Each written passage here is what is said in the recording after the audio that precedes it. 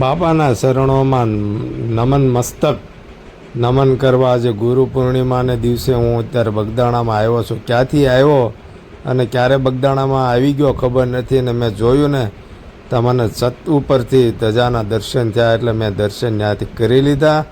અને ત્યાર પછી હું વિચારતો હતો કે હવે ક્યાંથી અંદર ક્યારે બાપાના આશ્રમથી, કારણ કે હું કઈ રીતે આવ્યો છું અને ક્યારે બગદાણામાં કઈ રીતે મેં એન્ટ્રી કરી છે મને કાંઈ જ ખબર નહોતી.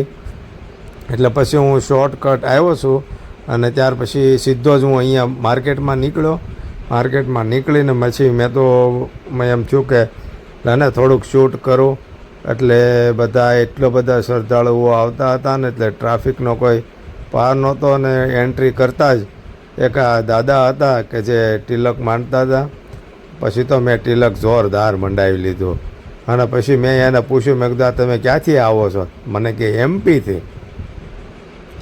એમપીથી આવે છે. અને હું પછી એન્ટ્રી કરી મેં દર્શન કરવા માટે અંદર મંદિરમાં ગયો અને ખૂબ જ ધન્યતા અનુભવી મેં.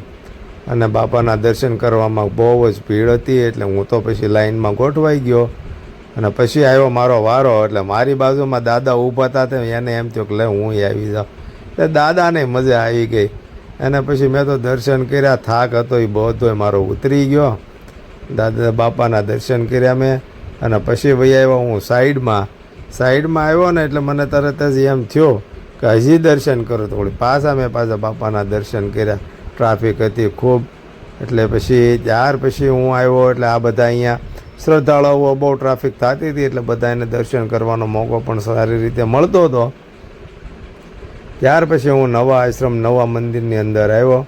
ત્યાં પણ એકદમ સોળે શણગાર સજેલા, એટલું બધું શણગાર સજ્યું હતો બાપાના આશ્રમને. ફુગાથી રંગબેરંગીન અને બહુ મસ્ત ડેકોરેશન કર્યું હતું. તો ત્યાર પછી હું ત્યાંથી નીકળ્યો એટલે મને એમ થયું કે હું ભોજનશાળાએ જાઉં. ભોજનશાળાએ ગયો એટલે પ્રસાદ શરૂ હતો. ગુરુ પૂનમ હોય એટલે ચાલુ જ હોય. એટલે પછી મેં બધાને વિનંતી કરી કે ભાઈ તમે કોઈ છે ને પ્રસાદનો ખોટો બગાડ કરતા નહીં. એટલે પછી હું ભાઈ ગયો પ્રસાદ લેવા. પ્રસાદ લેતા જ મને ખૂબ આનંદ થયો, કારણ કે બાપાનો પ્રસાદ મને છે ને ભાઈ બહુ પ્રિય. હું ગમે ત્યારે ગમે એ બાજુ જાઉં ને એટલે પહેલાં બગદાણા લઈ લઉં, ભગોડાઈ લઈ લઉં, ચોટીલાય લઈ લઉં. ગમે ત્યાં લઈ અને હું પ્રસાદ તો લઉં જ, કારણ કે મને પ્રસાદ લેવું બહુ ગમે.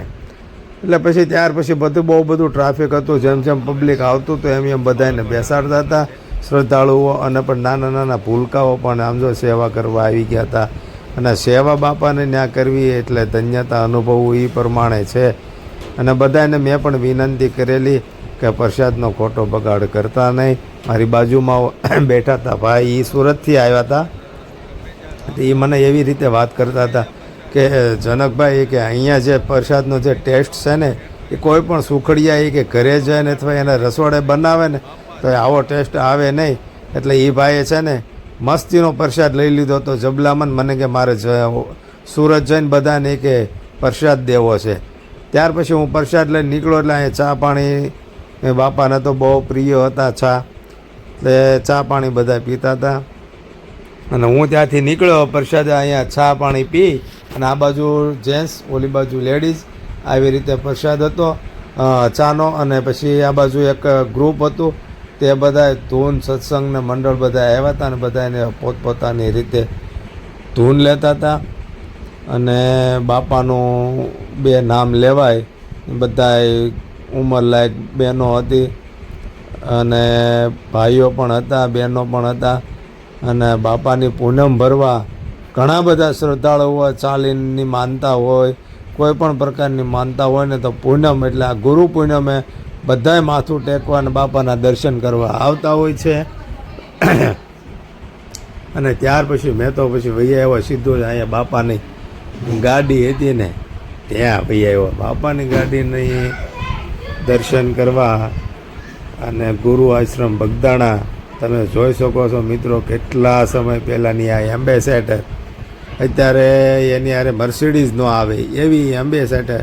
અને ત્યારથી હું નીકળ્યો એટલે સીધો જ આવ્યો હું પાછો માર્કેટની અંદર ને પાછા મેં બાપાની ધજાના દર્શન કર્યા.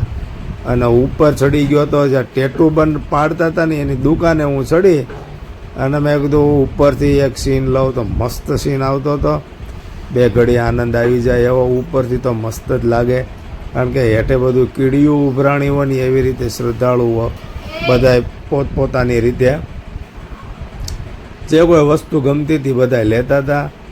અને હું ઉપરથી શૂટ કરતો તો મસ્ત લોકેશન પણ આવતું હતું, 1 નંબર. ને મારે જવાની તૈયારી હતી, એટલે પછી મેં કીધું કે હવે હું અહીંથી નીકળી જ જાઉં.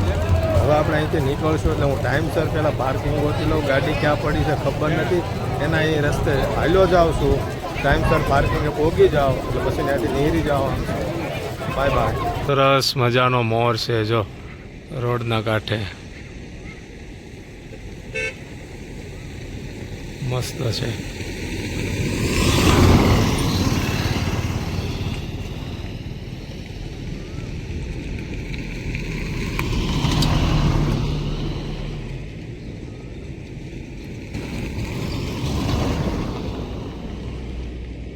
હાલો મિત્રો, તો અત્યારે હું ઘરે પહોંચી ગયો છું. અને આમ તો સાંજ એટલે કે આમ સાંજ ને રાત્રિ 2 કહેવાય એવું છે.